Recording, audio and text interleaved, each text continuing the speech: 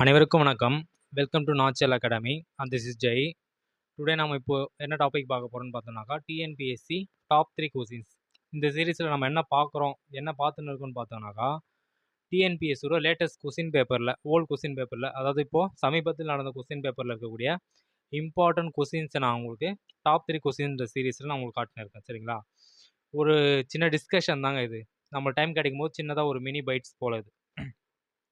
Okay, இப்போ பார்த்தோன்னா உங்களுக்கு பாலிட்டியில் சமீபத்தில் நடைபெற்ற டிஎன்பிஎஸ்சியோட ஓல்டு கொஸ்டின் பேப்பர்லேருந்து பாலிட்டியிலேருந்து கேட்ட ஒரு 3 கொஸ்டின்ஸை நான் உங்களுக்காக கொண்டு வந்திருக்கேன். அந்த கொஸ்டின்ஸை நம்ம இங்கே டிஸ்கஷன் பண்ணலாம். சரிங்களா? ஃபர்ஸ்ட் கொஸ்டின் பார்த்தோம்னாக்கா கூற்று காரணம்லாம் கொடுத்துருக்காங்க. இந்தியா ஒரு மதச்சார்பற்ற நாடு ஆகும் அப்படின்ட்டு கூற்று ஏ. சரிங்களா? காரணம் பார்த்தோன்னாக்கா இந்தியா பல மதங்களின் தாயகமாகவும் மேலும் பல மதங்களின் புகலிடமாகவும் உள்ளது. சரிங்களா? இந்த இந்த இந்த கான்செப்டை நம்ம எங்கே படிச்சிருப்போம்? முகவுரைன்ற டாப்பிக்கில் நம்ம படிச்சிருப்போம். இந்தியா ஒரு சமய சார்பற்ற நாடு, அதே போல் அரசியலமைப்பின் முக்கிய கூறுகள் அப்படின்ற இடத்துலையும் இது கவர் ஆகும். சரிங்களா? சிலபஸில் கவர் ஆகக்கூடிய இடத்துல தான் கொஸ்டின்ஸ் வந்து ரேஸ் ஆகிருக்கு. டைரெக்டாக கேட்காம கூற்று காரணத்தில் கேட்குறாங்க பாருங்கள். ஓகே, இங்கே இந்தியா ஒரு மதச்சார்பற்ற நாடுன்றதும் சரியான கூற்று தான். ஏன் மதச்சார்பற்ற நாடுக்கான காரணமும் இங்கே சரிதான். ஏன்னா இந்தியா பார்த்தினாக்கா பல மதங்களுக்கு தாயகமாகவும் பல மதங்களின் புகலிடமாகவும் விளங்குகிறது. ஆன்சர் பார்த்தோன்னா ஆப்ஷன் டி கொடுத்துருக்காங்க. கூற்று காரணம் இரண்டுமே சரி. காரணம் என்ன பண்ணுது? கூற்றை சரியாக விளக்குகிறதுன்னு கொடுத்துருக்காங்க.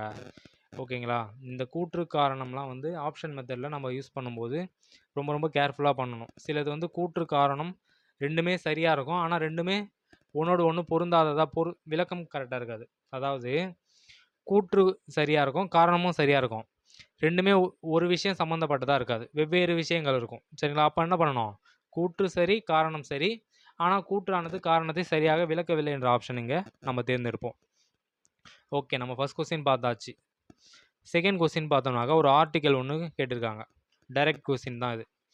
அதாவது நாடாளுமன்றத்தில் அலுவல் மொழின்ற ஒரு கான்செப்ட் உண்டு. நாடாளுமன்றத்தில் அலுவல் மொழி என்னன்னாக்கா, ஒரு நாடாளுமன்ற உறுப்பினர் எவரேனும் அவருக்கு இந்தி மொழியோ அல்லது ஆங்கில மொழியோ தெரியலன்னு வச்சுங்களேன், அவர் தன்னுடைய தாய்மொழியில் அவையில் உரையாற்ற சபாநாயகர் வந்து அனுமதிக்க வேண்டும். அவ்வாறு குறிப்பிடும் விதி எதுனாக்கா ஆர்டிக்கல் 120. டீட்டெயிலாக ரொம்ப தெளிவாகவே கேட்டிருக்காங்க. சரிங்களா? இந்த கொஸ்டினை இது வந்து நிறைய முறை டிஎன்பிசியில் கேட்ட கொஸ்டின்ஸ். சார் நீங்கள் டிஎன்பிசியில் கேட்ட கொஸ்டின் அதை தான் சார் இப்போ எக்ஸ்பிளைன் பண்ணிருக்குன்னு சொல்லலாம். ஆனால் இது இப்போ லேட்டஸ்ட்டாக கேட்டது. ஆல்ரெடி இதுக்கு முன்னாடியே பார்த்தீங்கன்னா ஒரு 2-3 டைம்ஸ் வந்து இந்த கொஸ்டின்ஸ் வந்து ஆல்ரெடி கேட்டிருக்காங்க. சரிங்களா? அதனால் இந்த கொஸ்டின்ஸை நான் கொஞ்சம் நல்லா நம்ம பார்த்துப்போம்.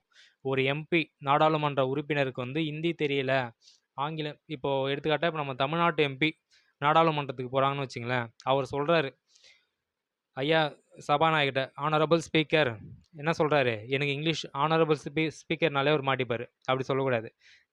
ஐயா எனக்கு ஆங்கிலமும் தெரியாது, இந்தியும் தெரியாது, என்னுடைய தாய்மொழியில் உரையாட எனக்கு நீங்கள் அனுமதி வழங்க வேண்டும்ன்ட்டு நம்ம ஸ்டேட்லேருந்து தமிழ்நாட்டிலேருந்து போகக்கூடிய எம்பி வந்து சபையில் வந்து சபாநாயகரை அவர் என்ன பண்ணுவார், வலியுறுத்துவார். அப்போ சபாநாயகர் வந்து ஆர்டிக்கல் 120 படி என்ன பண்ணலாம்னாக்கா, அவர் அவையில் தமிழில் உரையாட அல்லது அந்த உறுப்பினர் அவரோட தாய்மொழியில் உரையாட சபாநாயகர் அனுமதிக்கலாம்.